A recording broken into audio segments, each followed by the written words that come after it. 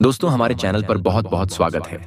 आज हम आपको एक ऐसी कहानी सुनाने जा रहे हैं जो आपके रोंगटे खड़े कर देगी। अगर आपको हॉरर स्टोरीज पसंद हैं तो यह कहानी आपके लिए है। एक साधारण लड़का राहुल एक साधारण शहर में रहता है, लेकिन उसकी जिंदगी में कुछ ऐसा होता है जो उसे और आपको चौंका कर रख देगा।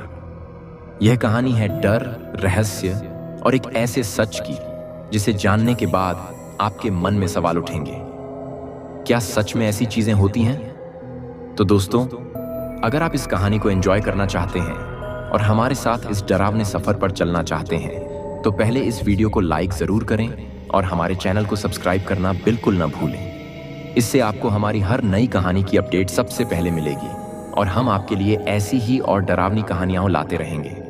तो चलिए दोस्तों, कहानी शुरू करते हैं। राहुल दिल्ली का एक साधारण लड़का था जो गुड़गांव में अपनी नौकरी के चलते अकेले एक फ्लैट में रहता था। उसने हाल ही में एक आईटी कंपनी में जॉब शुरू की थी और रोज सुबह जल्दी उठकर ऑफिस जाता, देर रात लौटता। जिंदगी सरल और व्यवस्थित चल रही थी, लेकिन राहुल को अक्सर महसूस होता कि कुछ अजीब हो रहा है, जैसे कि उसकी जिंदगी में कुछ गलत हो रहा हो। पर वो समझ नहीं पा रहा था कि आखिर ये अजीब सी बेचैनी क्यों हो रही है। गुड़गांव में राहुल का फ्लैट एक पुराने और शांत इलाके में था जहां ज्यादा लोग नहीं रहते थे।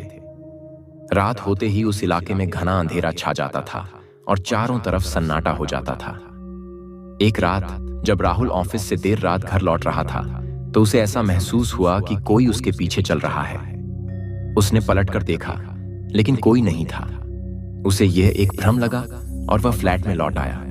रात का समय था, राहुल सोने की तैयारी कर रहा था, तभी अचानक बिजली चली गई। घबराहट भरी अंधेरे में वह मोबाइल की फ्लैशलाइट जलाकर चारों तरफ देखने लगा। तभी उसे खिड़की से बाहर कुछ अजीब सा दिखा, एक छाया सी। उसने सोचा कि शायद ये उसकी आंखों का धोखा है और वह सोने की कोशिश करने लगा। लेकिन अगली रात भी वही हुआ। राहुल जब भी सोने जाता उसे लगता कि खिड़की के बाहर कोई है जो उसे घूर रहा है। वह बार बार खिड़की के पास जाकर देखता, पर बाहर कुछ नहीं होता। तीसरी रात उसकी हालत और भी खराब हो गई। उसे सोते वक्त महसूस हुआ कि कोई उसके कमरे में चल रहा है। राहुल ने डर के मारे अपनी आंखें बंद कर लीं, लेकिन उसे अपने बिस्तर के पास किसी की सांसों की आवाज सुनाई देने लगी। जब उसने आंखें खोली तो वहां कोई नहीं था, पर उस पल उसका दिल बुरी तरह धड़कने लगा। राहुल ने अगली सुबह अपने एक दोस्त आकाश को सब कुछ बताया। आकाश ने मजाक में उसे कहा, तू बहुत काम कर रहा है यार, तुझे सिर्फ आराम की जरूरत है। लेकिन राहुल जानता था कि कुछ गलत हो रहा था। उसने अगले दिन खुद को शांत रखने की कोशिश की, लेकिन उसके दिमाग में वही घटनाएं बार बार घूमने लगीं। उसी रात राहुल ने तय किया कि वह खुद ही इस बात का पता लगाएगा कि आखिर उसके साथ क्या हो रहा है। उसने अपने फ्लैट में एक छोटा सा कैमरा सेट कर दिया जो रात भर सब कुछ रिकॉर्ड कर सके। अगली सुबह जब राहुल ने कैमरे की रिकॉर्डिंग देखी तो उसकी रीढ़ की हड्डी में ठंडक सी दौड़ गई। कैमरे में दिखा कि आधी रात के करीब उसके कमरे का दरवाजा धीरे धीरे खुला और एक साया कमरे में दाखिल हुआ। वो साया सीधा राहुल के बिस्तर के पास गया, कुछ पल खड़ा रहा, फिर अचानक गायब हो गया। राहुल का दिल दहल गया। उसने तुरंत आकाश को फोन किया और सब कुछ बताया। आकाश इस बार गंभीर हो गया और उसने राहुल से कहा, मुझे लगता है कि तुझे किसी तांत्रिक से मिलना चाहिए, ये साधारण बात नहीं लग रही। राहुल ने आकाश की बात मानकर एक तांत्रिक से मिलने का फैसला किया। तांत्रिक ने जब राहुल की बात सुनी तो उसने कहा, तू जिस फ्लैट में रह रहा है वहां पहले भी कई लोगों के साथ ऐसा हुआ है। वो फ्लैट अशुभ है, वहां एक आत्मा का वास है जो शांति नहीं पा रही। राहुल ने डरते हुए पूछा, लेकिन ऐसा क्यों हो रहा है और ये आत्मा कौन है? तांत्रिक ने गहरी सांस लेते हुए बताया, कुछ साल पहले उसी फ्लैट में एक औरत की हत्या कर दी गई थी। उसके पति ने उसे बेवफाई के शक में मार डाला था। तब से उसकी आत्मा वहां भटक रही है। वो हर उस आदमी के पीछे जाती है जो उस फ्लैट में रहने आता है। शायद उसे अब भी लगता है कि वही आदमी वापस आया है जिसने उसे मारा था। राहुल का दिमाग सुन्न हो गया। उसने तुरंत फ्लैट छोड़ने का फैसला किया, लेकिन तांत्रिक ने उसे रोका और कहा, ऐसा करने से कुछ नहीं होगा, तुम्हें इस आत्मा की शांति के लिए कुछ करना होगा। तांत्रिक ने उसे एक विशेष पूजा करने का सुझाव दिया, जिसमें आत्मा की मुक्ति के लिए प्रार्थना की जाती है। राहुल ने तांत्रिक की मदद से पूजा की तैयारी की और अगली रात उस पूजा को किया। पूजा के दौरान उसे अचानक ऐसा महसूस हुआ कि उसके कमरे का तापमान गिरने लगा है और फिर उसे वही छाया दिखी जो धीरे धीरे उसके सामने आकार लेने लगी। वह वही औरत थी जिसका जिक्र तांत्रिक ने किया था। उसके चेहरे पर दर्द और गुस्से का मिश्रण था। राहुल ने डरते हुए अपनी पूजा जारी रखी और आत्मा से माफी मांगी। धीरे धीरे उस आत्मा का गुस्सा कम होने लगा और उसकी छाया धीरे धीरे धुंधली होकर गायब हो गई। अगले दिन राहुल ने अपने फ्लैट को खाली कर दिया और गुड़गांव छोड़कर कहीं और शिफ्ट हो गया। उसने अपने दोस्तों से इस घटना का जिक्र नहीं किया, लेकिन उसके दिल में वो डरावनी रातें हमेशा के लिए बसी रहीं। राहुल को बाद में पता चला कि जिस फ्लैट में वह रह रहा था उसमें पहले भी कुछ लोग रह चुके थे और उनमें से एक दो लोग रहस्यमय परिस्थितियों में गायब हो चुके थे। उसने महसूस किया कि अगर उसने समय रहते पूजा नहीं की होती तो शायद वो भी उन्हीं लोगों की तरह गायब हो जाता।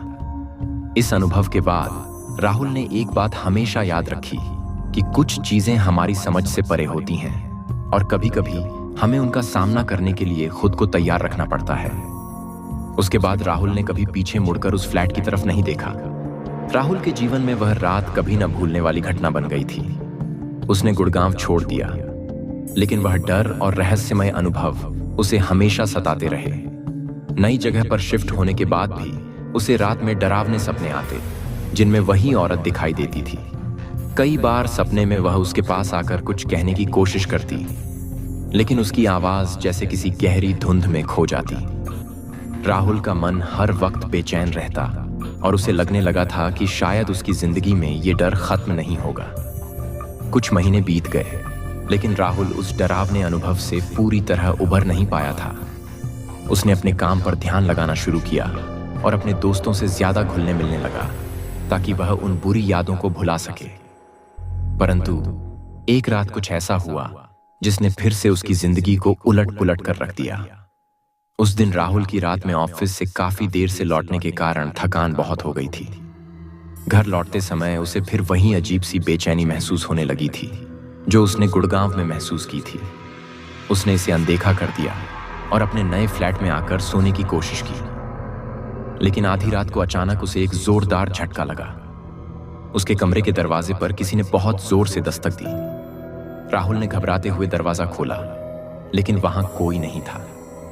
राहुल को तुरंत गुड़गांव का वह फ्लैट याद आया और वह डर से कांपने लगा। दरवाजा बंद करके वह वापस अपने बिस्तर पर आ गया, लेकिन उसकी नींद उचट गई थी। कुछ समय बाद उसे महसूस हुआ कि कमरे में ठंडक बढ़ रही है। उसने अपनी रजाई और कसकर ओढ़ ली, लेकिन ठंड कम होने का नाम नहीं ले रही थी। तभी उसे लगा कि उसके बिस्तर के पास कोई खड़ा है।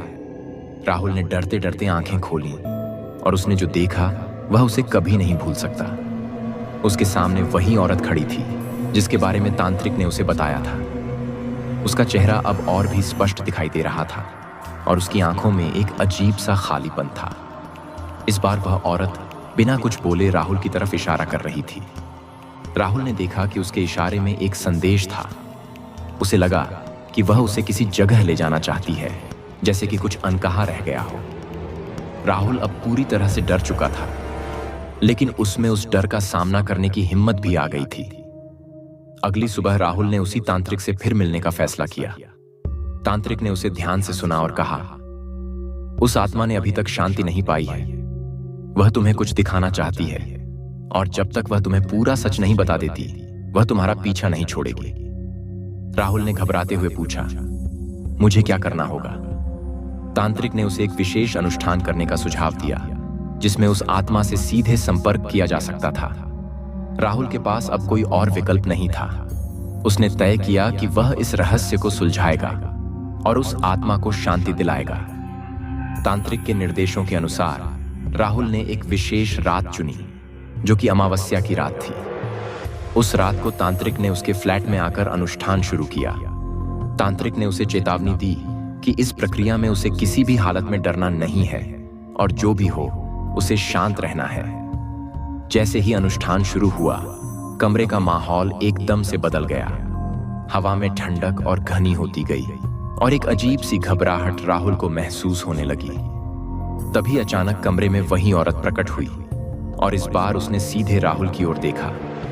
तांत्रिक ने अपनी प्रार्थनाएं जारी रखीं और तभी वह औरत धीरे धीरे राहुल के पास आने लगी। राहुल ने डर के मारे अपनी आंखें बंद कर लीं, लेकिन तांत्रिक ने उसे शांत रहने को कहा। जब राहुल ने अपनी आंखें खोलीं तो उसने देखा कि औरत उसके बिल्कुल सामने खड़ी थी। उसकी आंखों में इस बार गुस्सा नहीं बल्कि दर्द था। उसने राहुल के कानों में धीरे से फुसफुसाते हुए कुछ कहा जिसे राहुल साफ साफ नहीं सुन पाया। तांत्रिक ने कहा, वह तुम्हें कुछ दिखाना चाहती है, उसे मत रोको।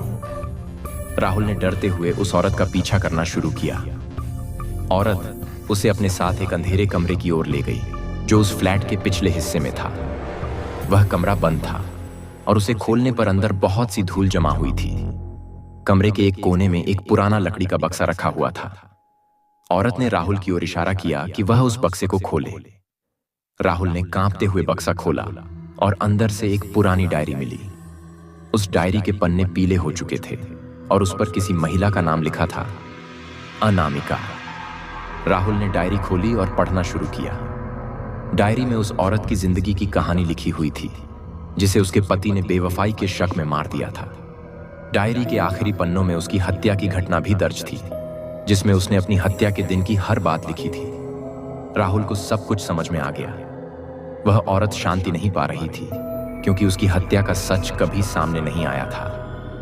तांत्रिक ने राहुल से कहा कि इस डायरी को पुलिस के पास ले जाना ही उसकी आत्मा की मुक्ति का रास्ता है। राहुल ने बिना देर किए डायरी को पुलिस के हवाले कर दिया।